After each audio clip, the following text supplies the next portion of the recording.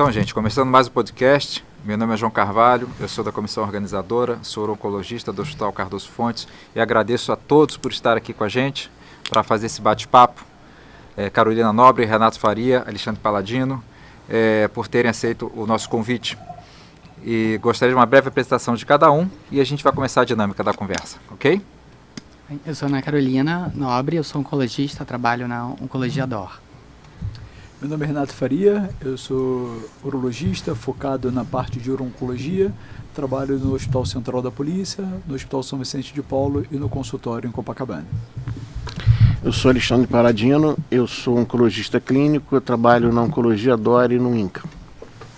As damas primeiro, Carolina Nobre começa. Posso começar a pergunta? Então, vou perguntar... Quando é que vocês acham que, assim, a gente tem muitos remédios novos, né, drogas orais assim, que tem ido para um cenário de uma doença metastática, né, o paciente ou quando progride ou vem já com uma doença metastática ou resistente à castração, se vocês, como urologistas, seguem um acompanhamento desse paciente, encaminham, acompanham em conjunto com o urologista, eu acho que, assim, o que vocês fazem normalmente, e eu acho que tem uma diferença também, talvez, no público, no privado. O que vocês percebem? Bacana, Carolina, assim, como que é a minha vida cotidiana, diária, como eu conduzo esses pacientes. Eu tenho duas frentes completamente diferentes. No Hospital da Polícia, a gente consegue ter maior acompanhamento desse paciente, né? Ou seja, a gente vê esse paciente no diagnóstico, vê esses pacientes diretamente em internação, cirurgia e acompanha esses pacientes no pós-operatório. Na recidiva bioquímica, a gente conduz o tratamento deles e prescreve também novos antiandrogênicos. Isso ainda fica dentro da urologia, num ambulatório específico de urologia oncológica. Esses pacientes vêm a ter falência do tratamento, vêm a ter recidiva, progressão de doença, esses doentes vão ao acompanhamento na oncologia. Isso é cenário Hospital Central da Polícia. No meu consultório, eu não prescrevo os novos antidrogênicos, eu faço esse encaminhamento ao oncologista, sugerindo aí a próxima etapa do tratamento, mas não fica dentro do consultório essa demanda de autorização e de seguimento frente ao tratamento a novos antidrogênicos. E até mesmo a terapia de deprivação também não faço nem o início dessa terapia. Doente recidiva, pós-cirurgia, no consultório, acaba tendo esse encaminhamento ao oncologista. Muitas das vezes, na verdade, esse acompanhamento com o oncologista já acontece em dobradinha no consultório, onde esse acompanhamento é bilateral e acaba sendo de comum acordo essa próxima etapa do tratamento. Você segue acompanhando em conjunto com o oncologista? Eu sigo acompanhando em conjunto, assim, é raro ter a perda do segmento, mesmo um paciente operado há bastante tempo, ele continua sendo acompanhado comigo, com o nosso time do consultório, e tem essa divisão de segmento e também de tratativas de próximas condutas. Entendi. Alexandre. Então, na minha prática, no consultório é muito semelhante ao do Renato. A gente, na verdade, acaba acompanhando os pacientes de forma conjunta, né? O paciente fica com seu urologista, seu oncologista, muitas vezes no início já da doença e na progressão também. Na instituição pública, depende um pouco da rotina de cada instituição. No INCA, por exemplo, onde eu estou hoje, a gente tem o doente entra pela urologia no hospital, o acesso é pela urologia, via regulação, e ao invés de todas a oncologia entra como uma clínica de apoio a todas as especialidades cirúrgicas, não só a urologia. Então a gente, na realidade, o paciente não ingressa pela oncologia, mesmo que ele tenha doença avançada já no diagnóstico.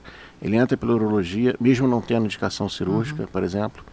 E aí dali, isso é sempre discutido em mesa redonda. Hoje a gente tem uma proximidade grande com a urologia do hospital, a gente se aproximou bastante. Então todos os doentes que são matriculados passam na mesa redonda da urologia, ele é definido uma conduta. Tá?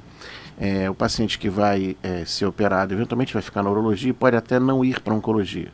O doente que vai para a oncologia, por uma discussão de fazer hormônio com rádio, por exemplo, ou fazer hormonioterapia na doença avançada, ou novos antiandrogênicos, enfim.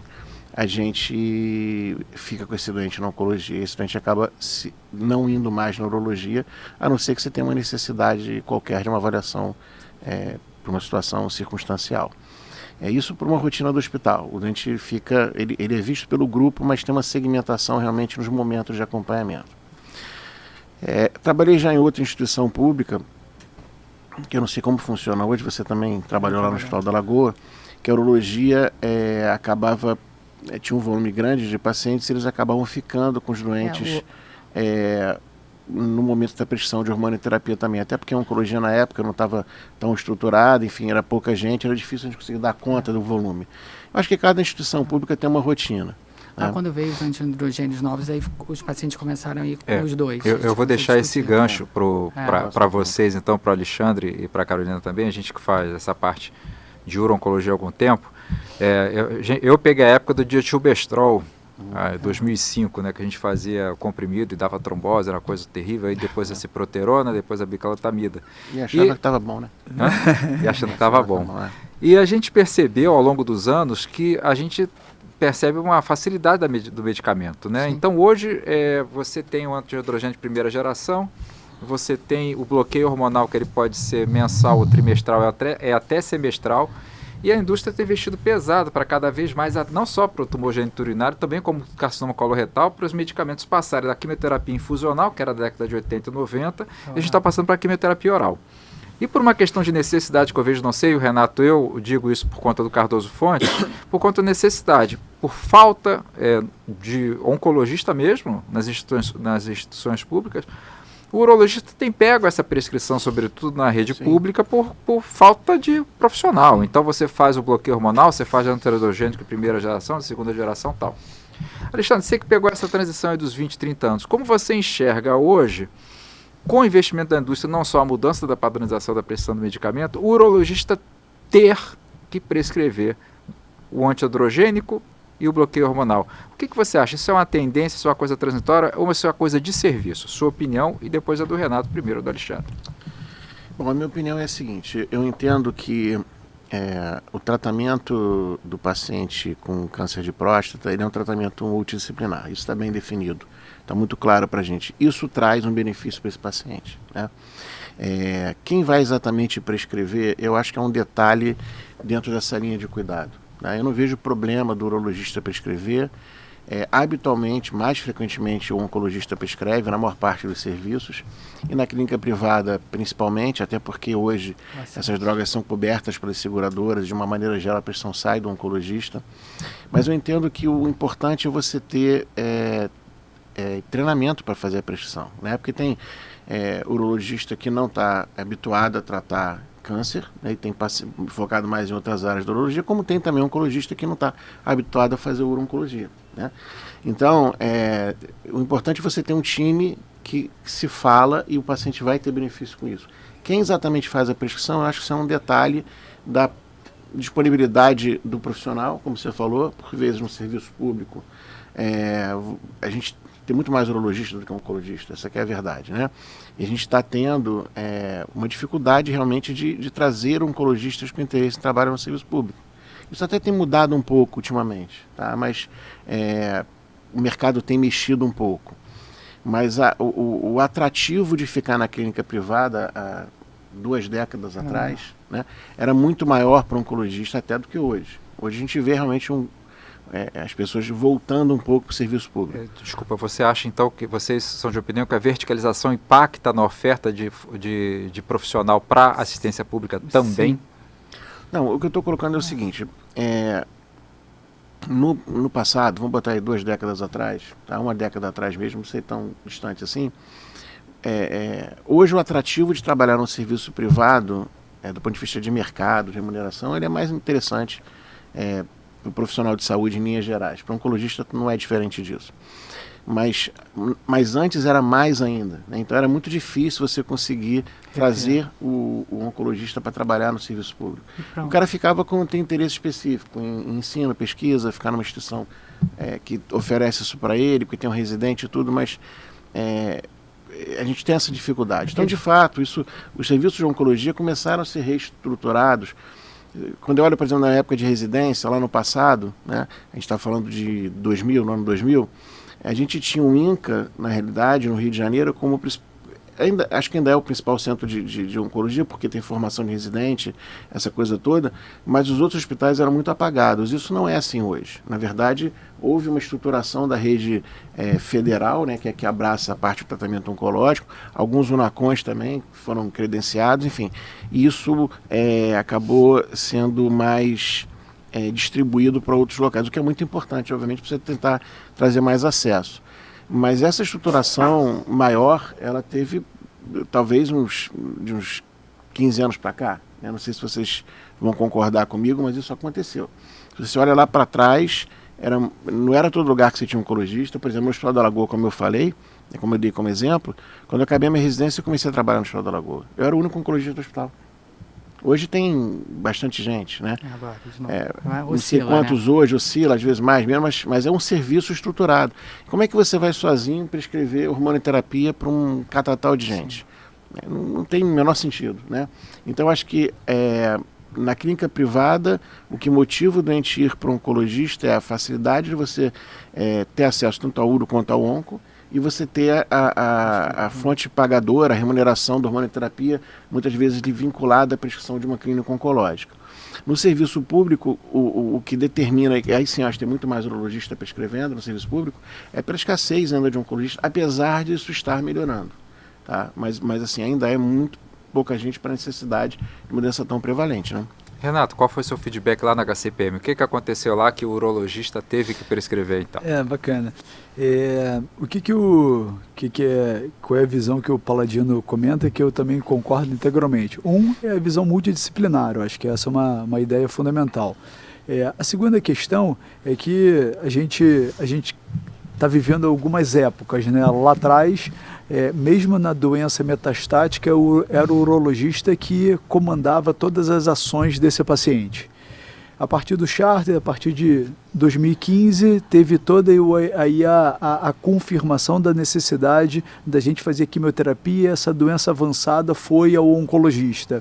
E agora, com as drogas orais, a gente está tendo aí uma aproximação do urologista, e principalmente aí do urologista interessado na uro-oncologia, de também seguir esse paciente. Essa prescrição, João, assim, uma coisa é entender que isso é uma etapa do tratamento. A outra situação é que esse doente vai evoluir, vai precisar de outras linhas de tratamento. Eu acho que isso não entra dentro de um duelo, né? Eu acho que entra dentro de um time multidisciplinar, tem outras complexidades à frente, teste genético, outras medicações, vai voltar a ter drogas infusionais, segunda linha de tratamento, ou seja, esse doente não é do urologista, esse doente não é do oncologista. Eu acho que esse doente realmente passa pelos dois especialistas aí ao longo do período. Uma outra situação que o Alexandre abordou bem é a escassez de profissionais do mercado, né? Assim, no interior, na maioria das vezes, esse caso fica com um urologista de maneira direta, mais raro ter oncologista, é mais raro ter centros especializados. Essa não é só a vida aqui no Brasil, inclusive nos Estados Unidos também é esse cenário dos urologistas à frente sendo o piloto aí principal na condução desses pacientes. Mas é uma situação que é importante olha, isso é do urologista sempre. Eu não vejo dessa forma. O urologista precisa ter uma formação específica, as drogas têm efeitos colaterais que a gente precisa estar habituado com o manejo dessas medicações. Normalmente são pacientes mais idosos, polifarmácia em uso de medicações, diversos efeitos colaterais, necessidade de redução de dose, ou seja, é uma especialização dentro da área da urologia. A gente teve que abordar e teve que manter esses doentes na urologia dentro do HCPM por uma necessidade de divisão de tarefas com o oncologista. Nesse momento, a gente só tem 3 oncologistas no HCPM, muitos acabam tendo que sair, que são deslocados, cargos de chefia e tudo, e para absorver, não é só a urologia, absorver todos os tumores da corporação, em torno de 300 mil pessoas, a gente acabou ficando com esse número de pacientes e acaba só encaminhando para a oncologia quando eles precisam fazer quimioterapia. Esse que é o cenário. E uma outra questão que foi interessante para a gente, enquanto urologista, a gente passou a pegar mão desses pacientes, da medicação, das complicações, da redução de dose, dos efeitos colaterais, e passamos a manejar de maneira mais própria e mais próxima a esses pacientes. Eu acho que essa é uma questão que é interessante na nossa vivência, na nossa experiência dentro da especialidade. Eu posso complementar uma Sim, questão? claro. Então, eu concordo contigo em todas as suas colocações. Na verdade, eu acho que o grande ganho para o tratamento do paciente uro-oncológico é você ter interação das especialidades. Tá? E aí eu acho que isso vai além da urologia e da oncologia. Eu digo isso porque hoje, por exemplo, a gente cada vez mais tem interação com cardiologia. A cardio-oncologia cresceu pra caramba e, particularmente em algumas doenças, como câncer de próstata, isso é de vital importância, porque isso aumenta o risco cardiovascular do doente. Então a gente não precisa só do urologista, do oncologista, precisa do cardiologista, precisa de outros especialistas.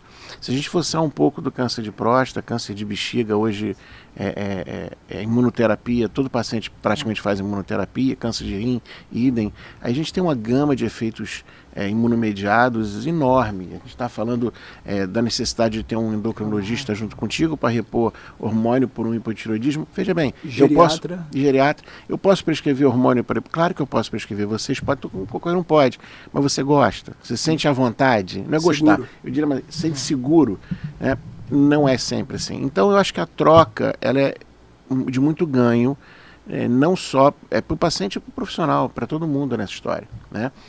Eu acho que uma coisa que talvez existisse mais no passado, aquela impressão de perda do doente, entende? Quando você encaminha, não é dicotomizado, é um contínuo, o cara tem uma linha de cuidado e está todo mundo participando junto. É uma coisa, só um comentário, uma coisa interessante. Hoje vai ter uma plenária vai ter uma cardio-oncologista hoje na plenária, às 15 horas. Mas depois que a gente trata a fase inicial do paciente com câncer, mesmo próstata metastático, depois dos seus 2, 3 primeiros anos ele sobreviveu à doença, a gente vê que a curva de sobrevida global não melhora tanto. Por quê? Porque o paciente continua morrendo de doença cardiovascular. Ou seja, nós tratamos o câncer, nós resolvemos o problema do paciente, nós tiramos o paciente da fase aguda e ele vai morrer do que ele poderia ter morrido antes, que ele não tratou corretamente, que são complicações da doença cardiovascular, muitas vezes precipitada por conta do nosso tratamento, que seja ele com bloqueio hormonal ou antiandrogênico, e o paciente morre de doença cardiovascular. E aí quando a gente vai conversar e ver as curvas de sobrevida, não houve mudança da sobrevida global do paciente, mas ele mudou o hábito de vida, a gente orientou o paciente como melhorar a qualidade de vida. Você tem razão, inclusive vocês vivem isso, você pega um paciente que no primeiro momento não é um doente ideal para uma cirurgia, você reabilita o doente, com auxílio inclusive de pessoas que estão habituadas à medicina do exercício, enfim. Hoje você consegue, tem centros, a gente sabe que no Rio de Janeiro tem centro preparado para isso. E às vezes você consegue em um mês mudar o doente completamente. Mas aí tem que ter um clínico junto fazendo isso, um cardiologista, entendeu? Tolerar o bloqueio também, paciente. Claro, bloqueio de testosterona, fazer atividade física faz toda a diferença. E você comentou a questão da genética, do teste, enfim. Se o urologista em algum momento ele pensa em pedir os exames de mutações de enzimas de reparo, né, BRCA e tal, ou se normalmente eles encaminham para um oncologista, porque isso tem chegado cada vez mais precoce no tratamento. E como é que vocês, assim, acho que no público, não sei se tem acesso a essas drogas, inibidores de PARP, mas assim, como é que vocês pensam um pouco nisso também? E também na bexiga, né? Porque às vezes o paciente progride, eu não sei onde vocês fazem, se BCG faz o urologista ou oncologista e então tem que fazer quimioterapia. Ótima, assim, a pergunta sobre a questão de teste genético. Na vida privada, como eu faço, pacientes de linhas de recidiva e pacientes de diagnóstico de novo, pacientes com alto volume e alto risco de doença, eu encaminho para um oncogeneticista. Olha, esse paciente precisa fazer teste genético. Discuto isso com um oncologista, mas normalmente eu encaminho direto para um colega específico e troco informações com ele. Quando um paciente já tem história de possível tumor hereditário ao diagnóstico, eu também encaminho esse paciente.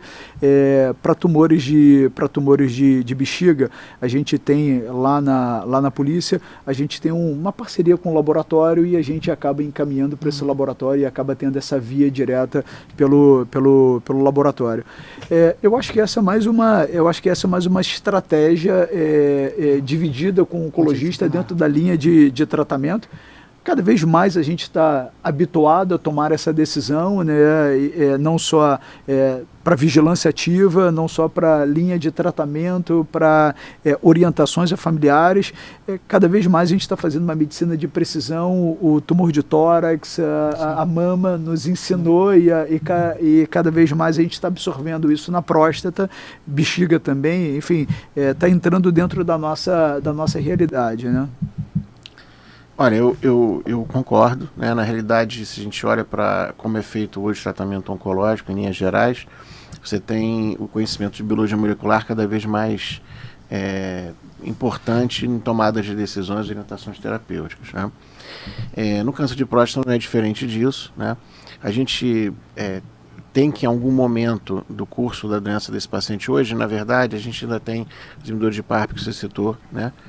Para esses pacientes que têm mutação de genes relacionados à recombinação homóloga, mais em linhas mais para frente do tratamento. Mas na ASCO agora, por exemplo, teve um estudo que mostrou benefício de sobrevida, inclusive, com associação de antiandrogênico, novo antiandrogênico, ADT e inibidor de PARP. Sim. Então, provavelmente, isso vai vir para a primeira linha, né? Então, eu entendo que a partir eu diria que muito em breve, a gente vai ter que testar esse doente já no diagnóstico. Hoje, alguns sim, você deve testar no diagnóstico, inclusive, principalmente quando você tem uma história familiar significativa e tudo, porque isso pode ter algum impacto não só na sua decisão, como também na orientação familiar, né? Então eu vejo que a gente vai provavelmente estar pedindo mais.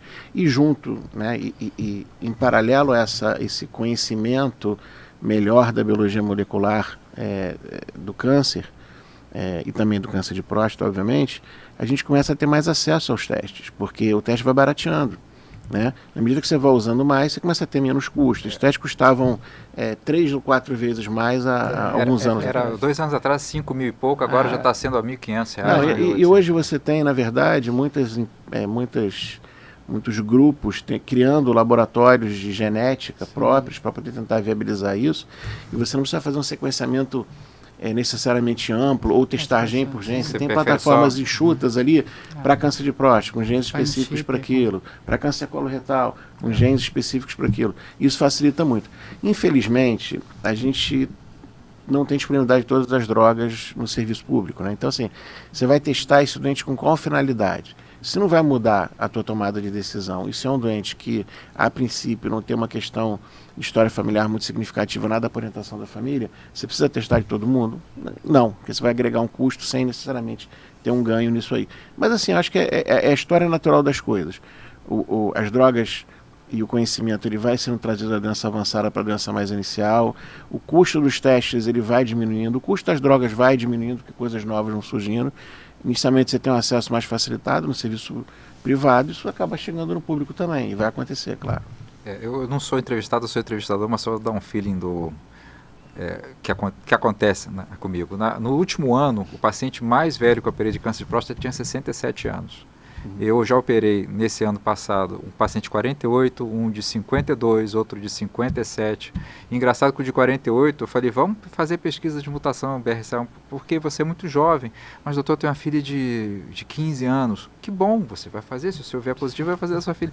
Engraçado que quando você pega o paciente mais instruído, ele tem um medo de que ele vai ter alguma responsabilidade, de que ele possa ter passado aquela genética prejudicial para os descendentes dele. Isso é uma coisa que a gente tem que começar a conversar com nossos pacientes, sabe, olha, o objetivo é fazer prevenção precoce, tanto para o homem para a próstata, quanto para a mulher para a mama. É incrível como é que, aí as pessoas já perguntam, mas eu faço uma radical de próstata profilática? Não, porque para a mulher é muito mais fácil. Né? Digamos, efeito estético. Sim. Agora você vai submeter um radical de próstata profilática. Renatinho, já chegou esse paciente para você no consultório? Não, doutor, nunca. eu tenho uma mutação de BRCA2, eu quero fazer a radical de próstata profilática. Não, nunca chegou, mas chegou paciente com múltiplas biópsias, PSA elevado, sem diagnóstico, mas querendo, doutor, eu quero resolver, eu quero operar a próstata. Se você tivesse assistido minha aula ontem, eu dei uma aula ontem sobre isso. Nesse caso, a gente está autorizado a pensar em fazer a radical de próstata. Exato, eu falei, não, olha, a gente ainda não consegue confirmar isso, mas eles ficam preocupados nesse sentido. Como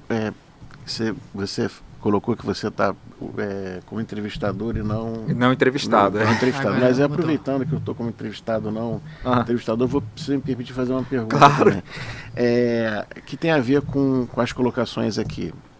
Como você colocou muito bem, a gente tem pacientes mais jovens sendo operados. Será que a gente tem o mais jovem sendo operado ou tem o mais velho sendo menos operado? Porque cada vez mais se faz vigilância ativa hoje no câncer de próstata. Em doença inicial, né, de mais baixo risco, e obviamente o doente com mais idade você vai ter uma tendência a indicar mais vigilância ativa. Dentro do cenário da vigilância ativa, vocês, como urologistas, acham importante pedir os testes para mutação de gene de recombinação homóloga, porque isso é um fator que está relacionado a uma doença que eventualmente tem um comportamento pior. Quer dizer, você toma, não é uma rotina isso, mas é aquele doente que é baixo risco, mas tem mutação de BRCA, como é que você vai fazer? Sim. Entende? Sim. Renato, eu primeiro? Vou falar, uma coisa que eu acho muito interessante, a gente acompanha os guidelines, todos eles recomendam fazer vigilância ativa. Mas como que você faz a vigilância ativa? Mesmo as séries europeias, não há um consenso de como fazer vigilância ativa. E eu digo, o Lawrence Klotz, há anos atrás, quando ele trouxe esse conceito, em 2005, 2008, eu acho que eu assisti as primeiras palestras dele, ele tinha uma taxa de abandono de 60% a 70%, por quê? Tinha que fazer biópsia todo ano, ou a cada 6 meses. E aí veio a ressonância. E aí a ressonância, era ressonância a cada 6 meses, ou ano em ano, na série dele, né? No Sunnybrook, né? E se progredia, ele sai da vigilância ativa. Aí hoje, a gente há recomendações de contraindicar a vigilância ativa se o paciente já tem a mutação de BRCA1, BRCA2. Então, assim... Vocês pedem de rotina? Quando o paciente ele tem diagnóstico de câncer de próstata com 55, menos de 60 anos, eu gosto, eu sugiro que faça. A gente não pode obrigar o paciente a fazer, até mesmo porque ainda não é coberto. Agora, eu não sei a sua impressão. Eu só faço urologia de sistema público desde 2005. Eu tenho visto pacientes cada vez mais jovens diagnosticados com doenças mais agressivas. E eu acho que um paciente jovem, chega para mim um paciente de 52 anos, eu quero fazer active surveillance, eu sou contrário a isso. Por quê? A chance desse paciente desenvolver uma doença mais agressiva no decurso do tratamento é muito maior. E a gente porque ESUP1, não vai, mas a doença não vai ficar ESUP1 a vida inteira, não vai ficar um ESUP1 30 anos. É diferente eu fazer um diagnóstico com um paciente de 82 anos com ESUP1. Perfeito. Você pode fazer active surveillance por 15 anos, ele vai ter a solução 96. Agora imagina o paciente com 50, né, Ranete, a gente está nessa fase aí, diagnóstico de câncer de próstata ESUP1, o que eu não, me resolve logo o meu problema. E aliás, a gente, na nossa população, a gente falou sobre clínica privada e SUS, o paciente ele pode estar no convênio, pode deixar de estar no convênio a qualquer momento. Ele perde a assistência dele privada da saúde e vai cair no sistema público de saúde. Quanto tempo ele vai demorar para passar uma consulta com o urologista? No HCPM eu não sei, mas lá no Cardoso Fontes do Trabalho, o paciente fica um ano, às vezes, para marcar uma consulta. E às vezes, quando ele vai marcar a consulta, o exame de PSA não está pronto. Ele tem que botar de novo 3 meses. Como que a gente monta um protocolo de active surveillance dessa maneira? Eu acho que sim. O Instituto Nacional do Câncer, a gente teve uma conversa mais cedo com o Franz, eles conseguem cercar o paciente, vocês também, cercar o paciente dentro da instituição, é que esse paciente não vai abandonar o tratamento, beleza. Mas o Renato, o paciente, ele pode estar morando aqui, daqui a pouco se muda, como é que você vai fazer a active surveillance desse paciente? E a gente não tem realmente nenhuma diretriz, eu não percebi nenhuma diretriz da SBU de como fazer essa vigilância ativa. Ele tem que fazer toque retal, tem que fazer rebiópsia, porque se a gente tiver a receita do bolo, e a receita do bolo for seguida por todo mundo, como se fosse uma franquia da Valzira, sem fazer propaganda da Valzira, tá? Todo mundo vai fazer igual, o resultado vai ser semelhante. Mas se cada um fizer o seu active surveillance, a gente vai conseguir reproduzir esse resultado. Minha opinião. Não sei se o Renato pensa igual. Não, eu concordo, João. Assim, a gente realmente não tem um protocolo único para vigilância ativa. Existe algumas recomendações. Não entra de maneira direta teste genético, mas é uma ferramenta interessante nessa tomada de decisão. Realmente, paciente com história familiar, paciente negro, paciente com mutações, tende a ter aí um pior prognóstico, ou seja, é aquele doente que você não colocaria peso nessa tomada de decisão de manter acompanhamento, ou pelo menos talvez aí optaria por algumas terapias alternativas, né? Olha, ele tem uma lesão focal, uma área de maneira exclusiva que teve a biópsia positiva. Será que é um paciente que pode ser candidato à terapia focal e a gente atrasa um tratamento definitivo, completo da próstata? Enfim, eu acho que talvez existe algumas nuances, algumas possibilidades, mas como o João comentou, paciente muito jovem, acho que é uma recomendação interessante fazer teste genético, e um paciente muito jovem, a maioria dos protocolos não recomendam que esse paciente se encaixe aí em vigilância ativa. Essa é o maior desafio nosso, né? É fácil colocar o paciente idoso de baixo risco para vigilância ativa, e o paciente jovem, mesmo com uma doença ISUP1, ISUP2, um PSA baixo, não ter aí alteração ao toque, foi uma doença de baixo volume, até quando é seguro manter esse doente, como que é o protocolo e a rebiópsia, essa é a tomada de decisão, e muitas das vezes é aquele paciente que não quer perder função sexual, esse paciente está num segundo casamento e ainda quer ter filhos, ou seja, é um conjunto de tomadas de decisão que impactam na história de vida do paciente. Mas até pergunto para a Carolina e para o Paladino, vocês imaginem um paciente com 50 anos de idade, 55, ao longo, se ele vier até os 85, quantas ressonâncias, quantos PSAs, quantas rebiópsias ele vai ter que fazer ao longo da vida dele? O que seria mais custo efetivo para esse paciente? Resolver o problema dele com 55 anos, claro que ele pode ter alguma sequela que vai ser tratada futuramente, ou o custo do tratamento dele ao longo de décadas? É uma análise crítica. O que você acha, Carol? O que você acha, Alexandre? Em relação... Enfim, eu acho... Custo eficácia de você fazer a surveillance de 20 anos ou você resolver o problema logo no início? Eu sou mais a favor de resolver logo de início. Acho até porque esse paciente, se ele progride de doença, tem um prognóstico pior, ele vai acabar entrando na hormonioterapia logo, vai atrapalhar a qualidade de vida dele, enfim, mesmo que ele tenha um risco da cirurgia, essa doença progredindo vai impactar muito mais na qualidade de vida dele, relação sexual e tudo mais. Então, acho que eu acho que o custo do paciente de qualidade de vida ainda é pior do que o custo financeiro, né? Então... O que Alexandre acha? Não, então, eu acho que eu entendo que a discussão em relação à vigilância ativa, ela envolve inúmeros aspectos, como o Renato colocou, né? Envolve aspectos relacionados inicialmente à possibilidade de... O mais importante, antes de pensar em vigilância ativa, você tem que ter condição de fazer vigilância ativa. Porque mesmo que a gente não tenha protocolos bem definidos, uma coisa é clara, tem linhas gerais que você tem que seguir. Isso a gente não pode ser visto um ano depois, um ano e meio depois, ele aparece no consultório, não fez nenhum PSA, não pode acontecer isso, né? Então, assim, primeiro é ter a condição de fazer a vigilância ativa. Tá? Se ressonância biópsia no SUS é complicado. Pois é. E aí entra esse aspecto, entra o desejo do paciente, tem um viés também, porque todos aqui somos seres humanos, né? Como você vê o problema do cara do outro lado, se coloca naquele problema, a sua empatia em relação às questões que ele traz, né? Então isso tudo é muito sensível. Então não dá para a gente dizer que tem uma melhor opção. Você pode eventualmente, até para alguns doentes jovens, eu entendo a tua preocupação e concordo contigo. A preocupação desse doente um dia vai ter que ser tratado. Vigilância ativa no doente jovem, esse doente tem mais chance de ter que ser tratado em algum momento do que o cara mais idoso, não há dúvida. Mas, porque ele tem expectativa de vida de 30 anos para frente, né? Ele certamente vai ser tratado. É diferente, né? Agora, e aí você pode até argumentar, mas vai ser tratado num momento diferente da vida dele, talvez pior. Eles usam o termo deferred treatment, né? Você não vai tratar ele de imediato. E aqui a gente não conseguiu um termo para isso. Mas a gente tem que entender que para alguns pacientes esse atraso no tratamento tem um significado importantíssimo para a qualidade de vida.